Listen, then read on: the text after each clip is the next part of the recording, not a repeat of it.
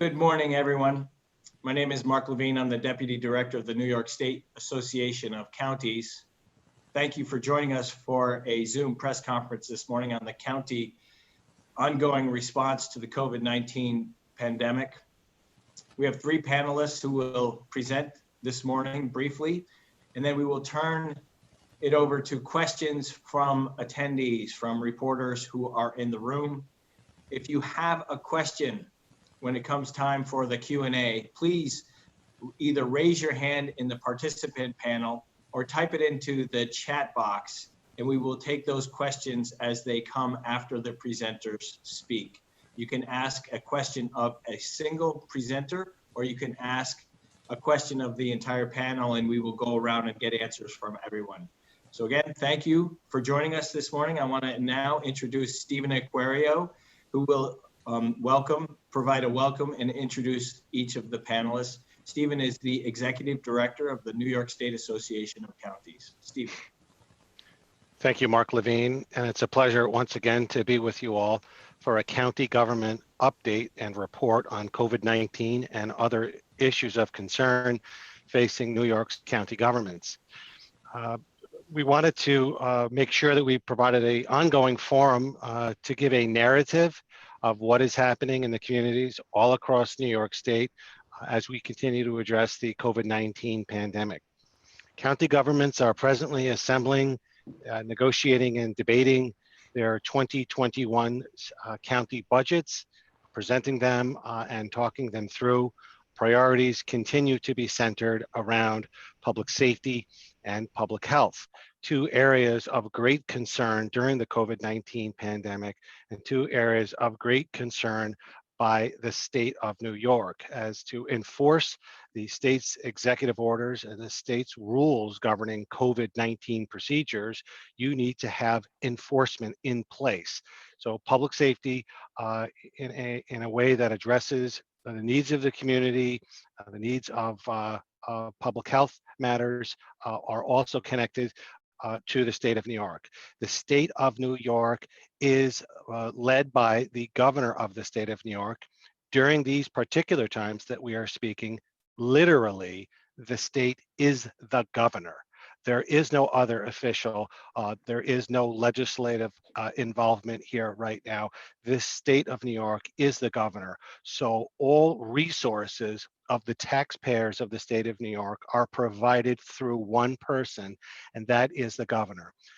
We are asking the governor these days and during these particular times to provide the resources of the state to both urban areas where we have larger public health departments that can address and administer testing in both those areas and also in rural areas of the state who lack the resources to provide testing protocols as tests are being distributed to help address the needs of the school community.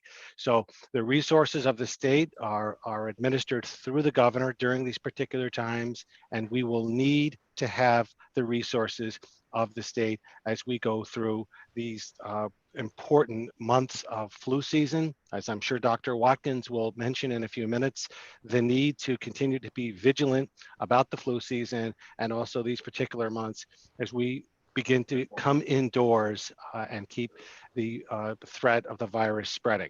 So with that said, I'd like to introduce the president of the County Executives Association, Mark Molinaro, is the president of the New York State County Executives Association, the Dutchess County Executive.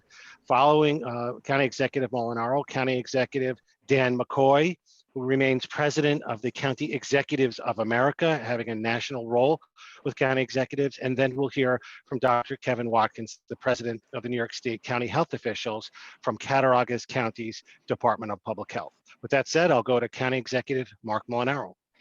Thank you, Steve. Thank you all for joining us. And I want to extend our appreciation to Dr. Watkins and, of course, to my colleague, Dan McCoy, who I was very honored to succeed in this role, but more honored and pleased to work with Dan and county leaders across the state of New York in responding to this pandemic. I think today we want to obviously touch on the sort of the next phase of the response and the need within the context of these growing clusters, these areas of higher positivity rates, but also what we expect will occur as we move more heavily into flu season, the likelihood of increased cases and our need to collaborate in the response to them. I think the one, so in doing that, what I would like to do is just frame for a moment the role of county governments. I've seen it sort of portrayed over the last several months many times that, at times county governments are asking for this or at odds over that. The truth of the matter is, and to frame it appropriately, there is no pandemic response in the state of New York without county governments. There is no flattening the curve without county governments. There are no test sites, there's no testing infrastructure, there's no lab coordination, there is no distribution of PPE without county governments. Additionally, and most notably, the ability to confront a public health crisis is led, yes, by decisions made by the governor, but it is implemented. Those decisions are implemented, and our response to public health and protection of public health is implemented by county governments. 1,900 public health departments administered by county governments across America, 1,000 hospitals administered by county governments across America. From our perspective, what we have learned over these last 8 months during this great American crisis is that it is only when we collaborate effectively that we can effectively confront this particular crisis. So in our case, county governments opened up emergency operations centers. We continue to staff and support testing sites. We're working directly with school districts to ensure that there is rapid response to potential cases. And what we'll talk more about today, the need to effectively distribute and manage testing and contact tracing in and around schools. We're working hand in hand with local healthcare providers to ensure that they have access to resources and that testing and contact tracing is underway. We're coordinating with nursing home facilities and assisted living facilities across the state, community residences for those with disabilities to ensure that they have the support and resources to respond. And we're doing this all within the context of massive revenue losses. You know that, we've acknowledged, we've talked about this. And of course, the need for the federal government to summon the political will to coordinate on a federal, state and local government aid package. But as we confront what could be the extension of this first wave or the next wave of COVID-19, we're also in the development of our budgets. Those budgets are being stressed and strained like never before, not only the response to the pandemic, but our emergency operations staff, our local law enforcement are engaged in a reform effort. We're engaged in responding to civic unrest, civil unrest, and therefore, in many ways, county governments are stretched as thin as is possible. In order to confront those revenue losses, county governments across New York are offering early retirement incentives, shrinking the size of their workforce, holding the line on spending.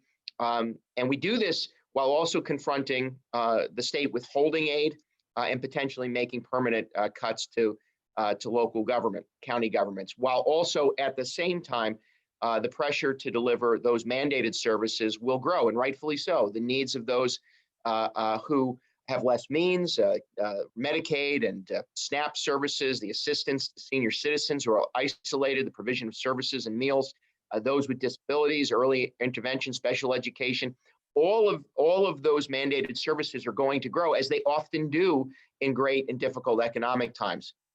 We need the state of New York to recognize this, that individuals like Dr. Watkins and public health staff all across the state are doing the work expected of us because it's not only our job, we believe in the mission of providing for the public health.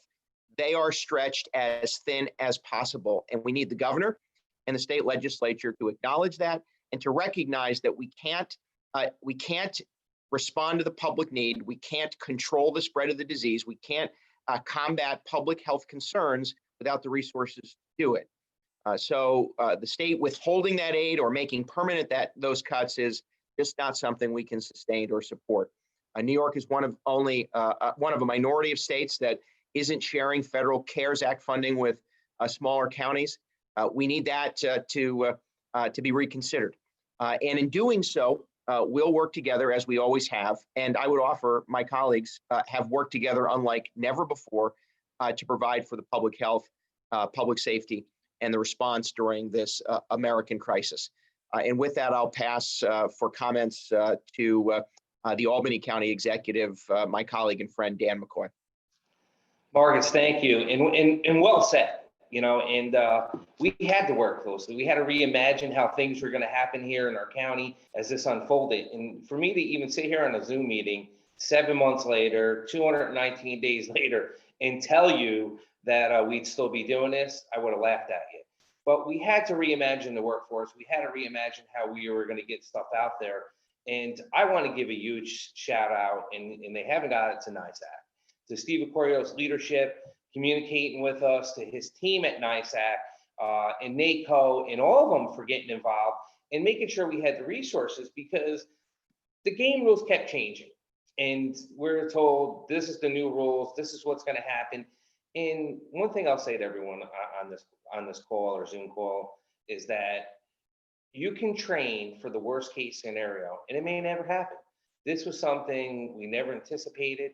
This is something we never had to deal with. The last time this happened to this magnitude, we all know, was in 1918. And to turn around and have to take workers home, set up multiple EOCs, and then testing, and have PPE. When we did a partnership with Whitney Young to do testing in minority communities, so we could get them tested. People that didn't have transportation, so they could walk up to a site and get tested. When we were on a PPE, Steve and Marcus got right on the phone, and we were swapping PPE between each other. We were helping each other counties out, and it didn't matter about party affiliation. It was about working for the people of New York State, and we all worked together. And the one thing you look at the pros and cons. I look at a pro through this whole thing, is that most people had no idea the roles that county play in government all day long. The superintendents of our schools had no idea they had to deal with a health commissioner and talk with, Dr. Whalen on orders being done. Working with the SUNY chancellor to to get things done. So testing, we just set up testing for our downtown campuses for St. Rose College, UAlbany. We're doing it with Sage and other colleges to make things happen. It's partnerships we never had to deal with. It's understanding a lot of executive orders, like Marcus said, that we never had to deal with. People didn't even know they're on the books. And it made things challenging, but you know what? We faced these challenges. We came together, we rolled up our sleeves in a partnership. And they use that word partnership, and some people laugh at me. But the reality is you can't get things done without working with one another. And if Marcus and I went back and forth and said, well, you're a Republican, you're a Democrat, it's never even brought up in meetings and organizations about how can I help your people? How can we work together? Because at the end of the day, we all care about the people we represent. And setting up the new protocols for testing, mobile testing, with the University of Albany, all the different testing facilities we had to do, all on our own, learning as we went. And look, there are hurdles thrown at us, and we call life's problems hurdles because they're meant to get over. So we had to get over every hurdle, every issue that was thrown at us. And then, and again, in the beginning, losing our executive power on whether or not we could execute things. I decided that I wasn't going to sit there and point the finger every day and go, well, I could have done this, I could have done that. It's easy to play a Monday morning quarterback. It's hard when you're steering a ship of this magnitude and dealing with things you never had to deal with multiple scenarios thrown at you every day. And in the height of this, I remember for 2 months not even going home and being at the office around the clock, and my daughter calling me, Dad, are you ever coming home? And it just, you couldn't. We were going 20 hours a day around the clock to answer this. And, as we look at CARE Act's funding, stimulus package 5, this is relief we need. And Marcus brought up an awesome point that, as the state looks to cut us 20%, if they don't get their relief, it only gets pushed down to counties. And what's 20% mean to me? I just presented my budget, a balanced budget, not relying on anything, doing it within our means, and continue to deliver the quality services people are used to and expanding them. Well, it means I'm going to have to cut services next year. It means I'm going to have to lay people off, because if we lose $20 more million, that means I would close a $51 million gap. I can't do it. And we need help from DC, and we need help from our state colleagues here. And again, we're doing roles in county government we didn't do before. We had to go in, inspect gyms. We had to go, we're like, well, the health department doesn't that. Our codes don't do that. Our weights and measures doesn't do that. And we had to roll up our sleeves and do partnerships and work with town, cities, and villages because we're doing things that we don't have the personnel power to do.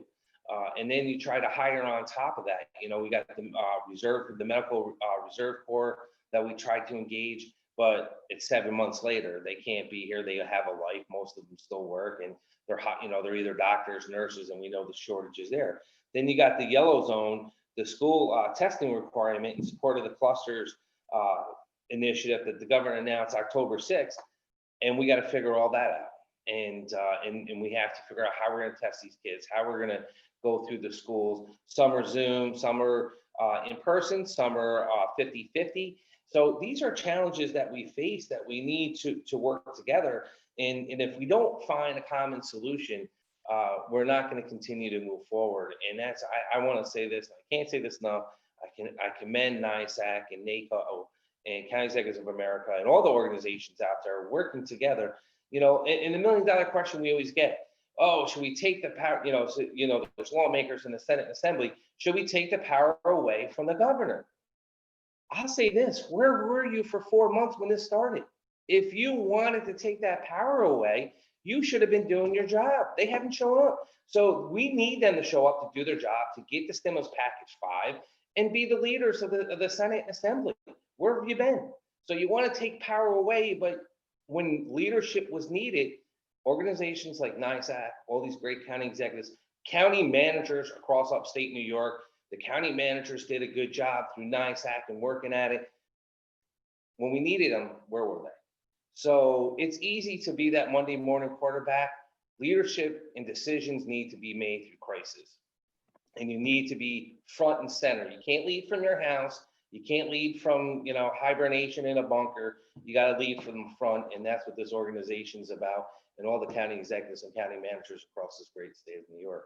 But I do have the privilege to introduce Dr. Kevin Watkins, President of New York State Association of County Health Officials and Public Health Director in Western part of the state of New York. I sat on a panel with the doctor, and great man, and I look forward to what you have to say. And Marcus, again, thank you for your friendship and leadership, and Steve, you too. Well, thank you, Dan. Thank you, Mark, and thank you, Steve. First, let me say that our local health departments are on the absolute front line in the fight against COVID-19. But we're really running on limited resources and much slimmer staff than we've ever had in the past 10 years. Because of the decade of funding cuts, local health departments across the state, on an aggregate, have 33% fewer employees than they've had in 2010. And that makes it even more difficult for us to uphold our mission in a regular year. And in this year of the pandemic, 7 months in now, our local health departments are short-staffed. We're working overtime, and we're being folded into this newest initiative without any proper support, any funding, or any guidance. Now, the state's new cluster action initiative leans on county health departments to help maintain the new hotspots that are popping up in different areas of the state. And at present, the initiative applies to COVID-19 hotspots in Broome County, Orange County, and Rockland County, and of course, the city of New York. And there's concern that what the governor is now asking of the yellow zone will be made statewide very soon, and counties cannot accommodate that. So while we appreciate the additional test kits, the 400,000 test kits that the governor has promised local health departments and municipalities, who is to administer them? Because they can't be administered by themselves. And we'll have to stand up to the testing sites. We'll have to administer these tests and actually follow up with all of the positives. So it really remains unclear to who will provide the staff and the resources necessary to administer the tests, and how the lack of bandwidth within the community-based wide organizations will actually be addressed. In the middle of this, we're dealing with our flu season. And hospitals and medical centers and the county health officials are really concerned that we will see overcrowdedness in our hospitals if not enough individuals are given the influenza vaccine this year. So we're reaching out to all of our residents within our municipality who are 6 months, years of age and older to get an influenza vaccine this year in order that we can reduce the hospitalizations that normally will occur with those who may get influenza and leave those hospital beds available for those who might come down with COVID-19. Thank you.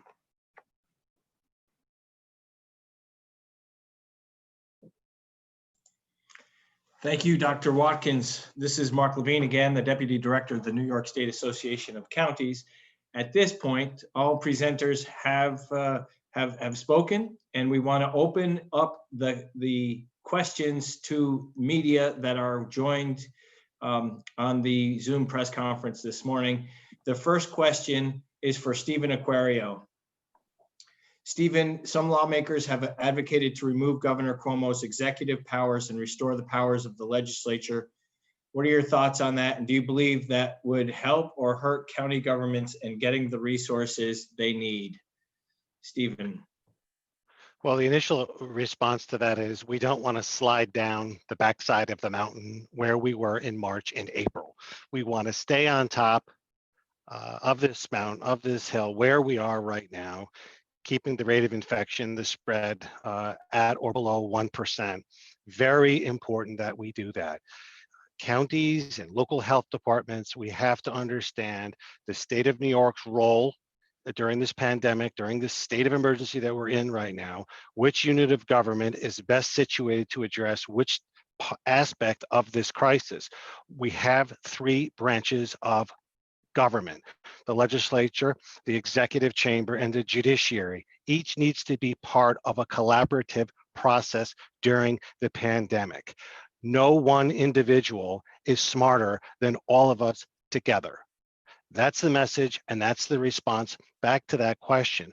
County governments, as County Executive Molinaro mentioned, are leading the effort at the local level. County Executive McCoy talked about testing and contact tracing.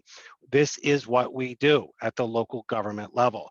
But the state legislature brings with it 200 and some odd individuals who also should be part of a collaborative process, bringing the needs of their community, working together with the governor. That's the way the system is structured. And until we get back to that point, we're being led by one individual's perspective and opinions and decisions. So we look forward to a time when we all can be more part of a collaborative process.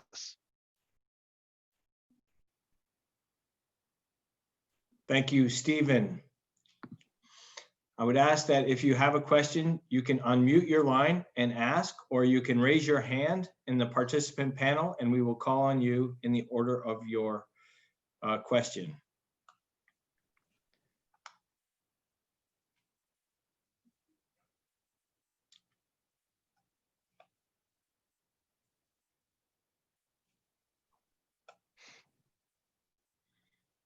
At this point, there are no questions.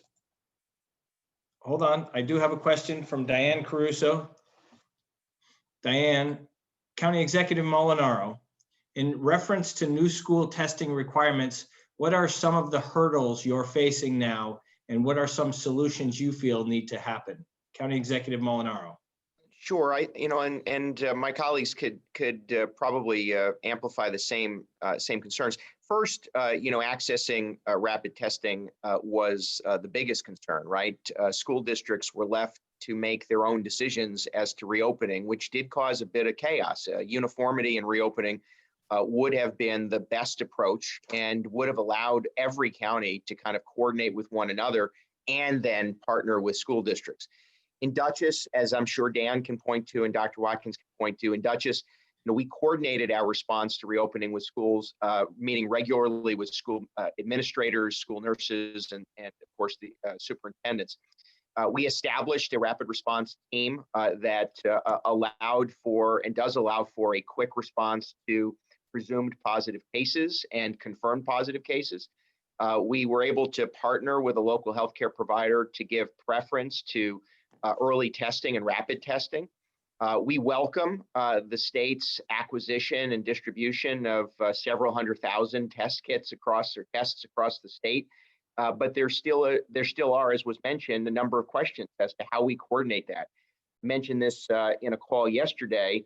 The state's acquisition of those tests, again, we welcome, but interrupted actually Dutchess County's purchase of test kits for distribution to school districts. That in fact our local provider had his test kits rerouted. Understand, we get that's the priority, but rerouted, and now is waiting for those test kits to be developed and redistributed here in Dutchess. They're rerouted to the yellow zones and other areas in the state because that's the priority. If this is done in a coordinated fashion, the governor with county leaders, with public health officials, with our school districts, we can be much more effective in identifying the possibility of growth and transmission, responding to positive cases, tracking those contacts, and containing in a much quicker and more organized way. And again, I think if we've learned one lesson through this American crisis these last 8 months, it has been that the only way we can get ahead of the disease is to collaborate and partner among the layers and levels of government with our partners at the local level. That is the challenge we now have: accessing tests, rapid response to those tests, and obviously conducting the appropriate contact tracing, all at a time when our governments are stretched as thin as possible. Thank you, County Executive Molinaro. The next question is from Karen DeWitt, and it's a two-part question. So I'll take the first part first and ask it of County Executive McCoy first. We listen to Governor Cuomo's briefings every day, and he says he wants to wait until Election Day to decide on the budget and the budget cuts. Can you wait that long, County Executive McCoy? I wish I could. I had to deliver my budget on the 13th. That's the latest under our county charter that I can deliver the budget. I tried to work out a deal to wait, but I gave a budget based on what I see now. And I can't, I couldn't add in the 20% for cuts going forward and all that other stuff. And under the emergency power, I could have superseded my charter and waited, but it's not fair. I want to give the county legislature their opportunities to go through the budget and do their due diligence. I know some county executives, I think, are waiting, like Bologna and some other ones, to what happens.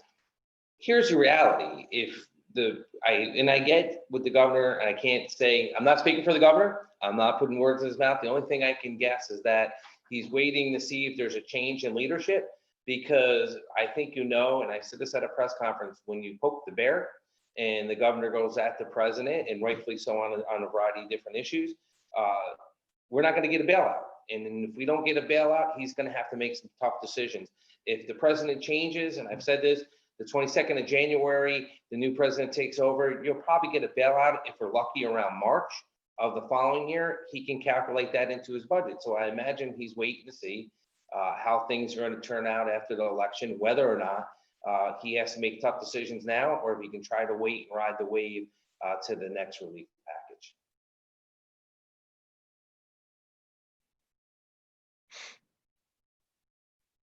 That's County it. Executive Molinaro, can you wait that long? And do you want to weigh in on this question?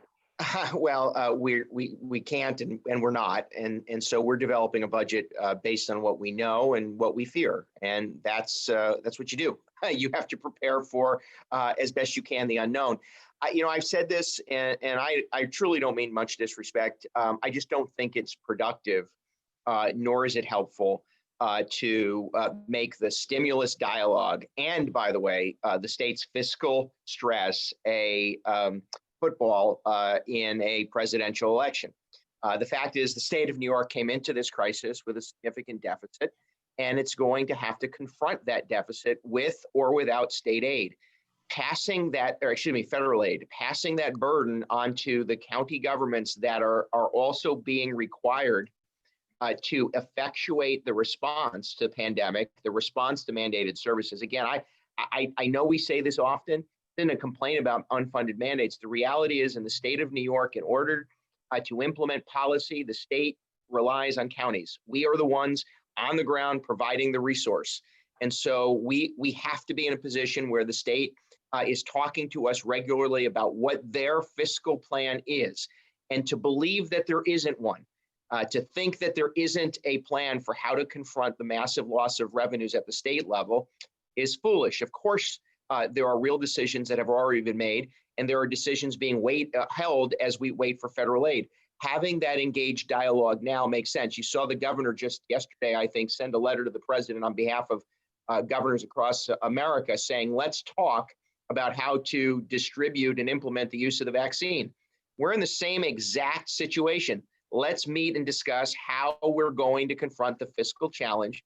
Let's be sure we understand where you think you're going to have to make your cuts. We've presented a significant document of common sense measures that would relieve fiscal stress on the state and county governments. We've received no response to that plan.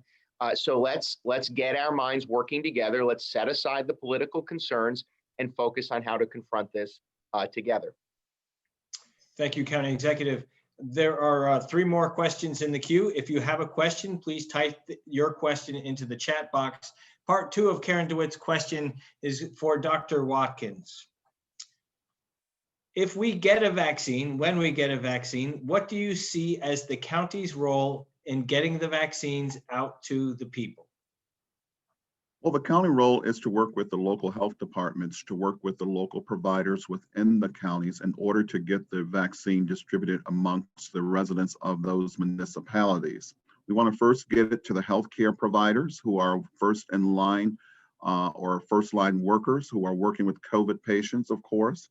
We want to make sure that it gets to the populations that are most vulnerable, usually our senior population, and those who have been despaired in this COVID pandemic as well.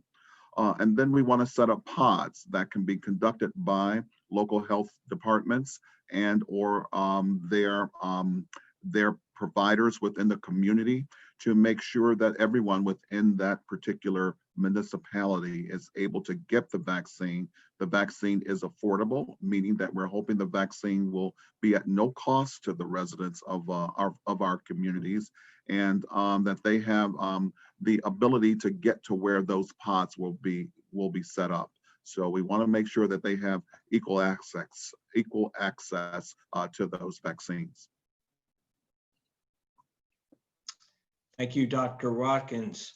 Next question could be for everyone or anyone from Anna Gronwald of Politico.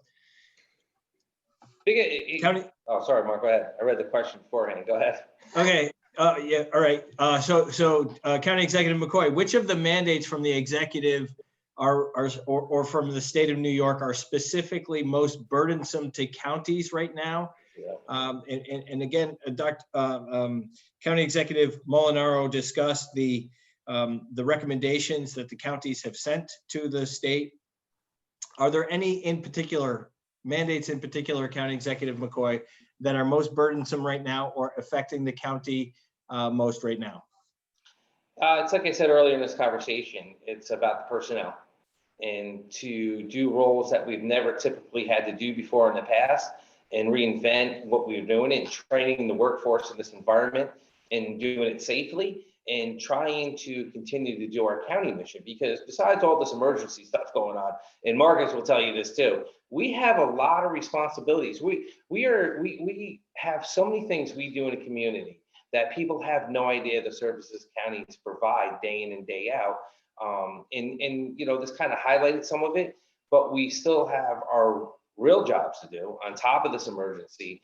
And then now trying to engage a workforce to try to retrain them and do like I said, the health inspections, different things like that we never had to do before. It's been challenging working with the school districts, you know, on the level of testing, because, you know, some of the things we talked about, the rapid test kits, they're coming back with a false positive. And as they come back with a false positive, and schools are shutting down, and then you find out, well, they were really negative, it just came positive. Or, you know, dealing with schools that are calling us constantly, which is great. You know, I've gotten to know every superintendent in Albany County and working hand in hand with them. Getting to know Chancellor Malatras on a different level, and Rodriguez, Javier Rodriguez, and the St. Rose. I could just go on. Everyone I got to talk to, but it's dealing with the testing, and then now they come to us and they say, well, you're the expert. Marcus and I were talking about this last week. No, Dr. Watkins is the expert. The CDC is the expert. We're just trying to read as much information as we can and put it out there without the fearing and saying to the small public, this is what we're doing going forward. So some of the biggest challenges is that, it'd be better if you had more communication and talking to us and saying, hey, what works, what doesn't work, what can we do, how can we fill in with the epi, how can we do the tracing, what about the Bloomberg Foundation, all them, what are they doing? Are they just downstate New York? Are they helping upstate? These are things that, it helps with a little bit more communication and understanding the role of government, because I can assure you, I don't really think a lot of the Senate and I'll pick on in the legislature really knows the role. Marcus does, because he was on that evil side at one time. Really knows the fact of what county governments do day in and day out. Can I, Mark? So Anna, let me mention three that stand out as concerns. As always, preservation of the Medicaid cap. That is by far the single most important sort of mandate, if you will, relief valve that the governor championed. We was under sort of assault last year. We weathered that storm as best we could. Dan led certainly a coordinated effort to be sure that we were able to preserve the cap. That's significant. Failure to honor that cap will mean millions upon millions of dollars shifted from state government onto the backs of property taxpayers in counties across New York. Add to that what did occur last year or I guess this year that we are faced with, which is a new challenge, and that is the state of New York for the first time ever is taking our sales tax revenue and directing it to distressed hospitals across New York. Now, as Dan said, I once served in that august body of representatives, the state legislature. I'm very familiar with the distressed hospital funding and the need, in fact, for the state to address hospitals of great need. But for the first time ever, the state of New York, in fact, intercepts our sales tax receipts and directs them to state distressed hospitals. Now, that would be bad enough, but add to that the fact that those very hospitals are benefiting from a significant federal aid package these last several months. So at the very least, a one-year relief from that intercept would provide us resources that we so desperately need. And then the last of significance is something that was sort of I shouldn't say snuck in, but it is in the state budget language this year. And that is another reduction in the state's commitment to mental health services. For years, the state of New York split, in essence, the cost for what I'll refer to as institutionalization of certain individuals with severe mental health concerns, split that between counties and the state government. They've relinquished their commitment, in fact, shifting now the burden to county governments. Now, again, any one of those things is concern enough in isolation, and it's concern enough in normal times. This added now with the responsibility to respond to the pandemic, the broadened role of county governments, as we've all mentioned, to react to clusters, to growing cases, to school district concerns, is just a burden on top of burden. We'll do our jobs, but those three things alone, one of which, the distressed hospital aid, is at the very least offset by current CARE Act dollars directed to hospitals, would provide us some nominal and noticeable relief to allow us to continue to do the job that we're expected to do. Thank you, County Executive. The next question I will send over to Dr. Watkins first. Anyway, do you have any concerns about the accuracy of the Abbott rapid test kits the state is providing across the counties?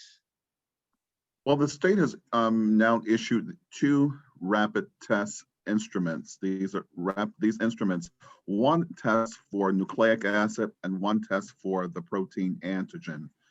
If you put these instruments in a municipality or a community where there is a high transmission rate of COVID-19, the validity of the instruments themselves are somewhat questionable when it comes to a negative test. We're not concerned about the positives so much. If a positive shows up on any of the two instruments that are being issued by the state, a positive is definitely a positive.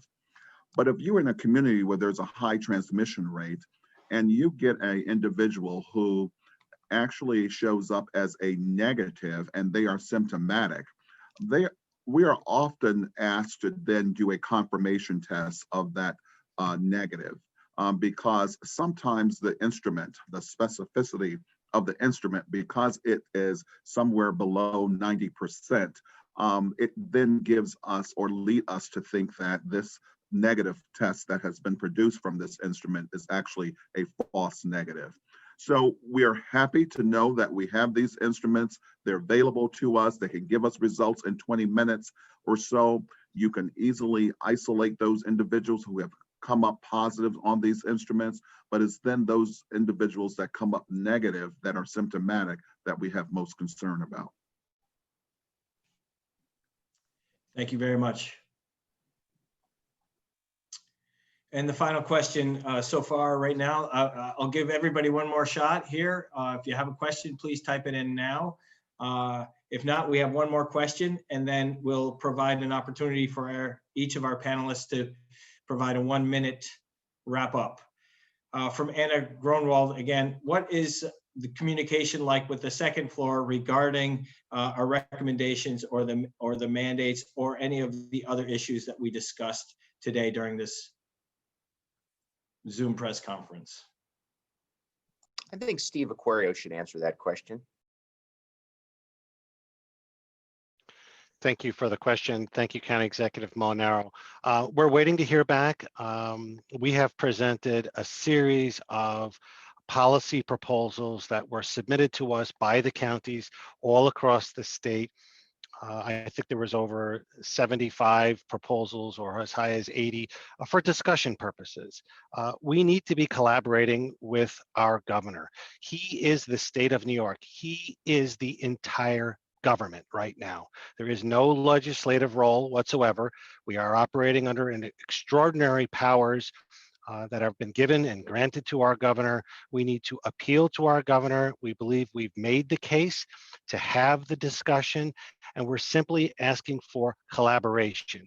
We remain to hear back from the governor's office on some of these proposals. Not all of them are going to be acceptable to the governor. Not all of them are acceptable to the counties. They were merely submitted for discussion purposes only as we go into, again, a most extraordinary time of year, both public health, public safety, and state budget and county budgeting. So we're asking to be part of a deliberative process.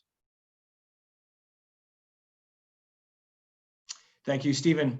Now to wrap up, I'll go to County Executive Molinaro, County Executive McCoy, and then Dr. Watkins, and that will conclude today's press conference. County Executive Molinaro. Thank you, Mark. There's really not more that I need to add other than to extend my appreciation to my colleagues, to Dr. Watkins and to the folks here at NYSAC. Thanks for joining us this morning. I'll let Dan and the doctor close today. I think Steve adequately summed up, our approach, which is as we approach now this fall season, flu season, we've learned a lot in these last 8 months, and we know that the most appropriate approach to responding to the pandemic is through collaboration. We need that to happen aggressively, continuously, and respectfully.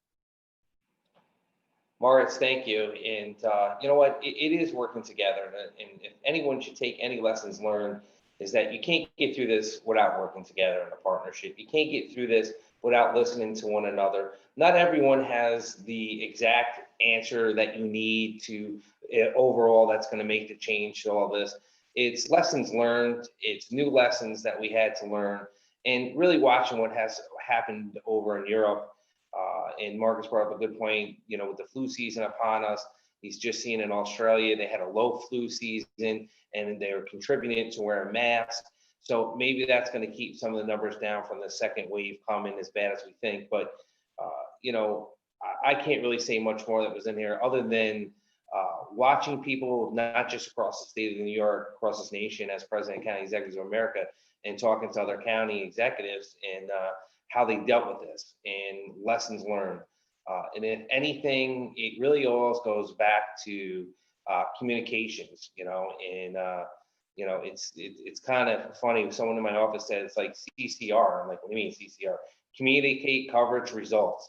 And that's really what you need. I go, keep it simple, and we'll get through this. Dr. Watkins. Well, thank you. I want to thank my esteemed colleagues for this opportunity to work with you on this press conference. I don't think I have much more to add. I just want to say that the local health departments are in this for the long haul. We're here until the vaccine is out and available to our residents. But we do want to thank the governor for providing resources, like providing us with the instruments and the kits available. But again, other resources are also necessary. We will need help in administering these tests for our residents, and that's equally important as well. And so with that being said, as the flu season is upon us, we want to continue to stress upon those who are working through this pandemic to continue to wear your mask, socially distance, and don't forget hand hygiene. Thank you. Thank you all very much. I'd like a special thanks to all of our panelists and for all the members of the media who joined us today. We have recorded this session and we will make it available to all the media with a press release later on this afternoon. So thank you all. Enjoy the day and have a great weekend.